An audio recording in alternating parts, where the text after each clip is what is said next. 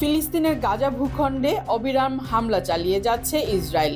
টানা ১৩ মাসেরও বেশি সময় ধরে চালানো এই হামলায় এখন পর্যন্ত নিহত হয়েছেন ৪৩,০০০-এরও বেশি ফিলিস্তিনি।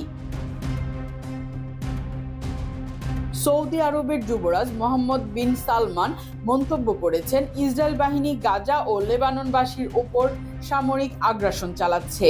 ইসরায়েলের এই হত্যাযজ্ঞ অবিলম্বে বন্ধ করার আহ্বান জানান। বিন সালমান আরও বলেন, ইসরায়েলকে নতুন করে কোনো আগ্রাসন চালানো থেকে বিরত থাকতে হবে। সেই সঙ্গে তিনি ফিলিস্তিনি রাষ্ট্রকে স্বীকৃতি দিতে বিশ্বের দেশগুলোর প্রতি আহ্বান জানান। এদিকে আরব লীগের মহাসচিব আহমেদ আবুল ঘেইট ফিলিস্তিনের করুণ দুর্দশার চিত্রের কথা তুলে ধরে বলেন, এটা ভাষায় প্রকাশ করার মতো নয়। ইসরায়েলি সহিংসতা দেখেও বিশ্ব চোখ বন্ধ করে বসে থাকতে পারে না।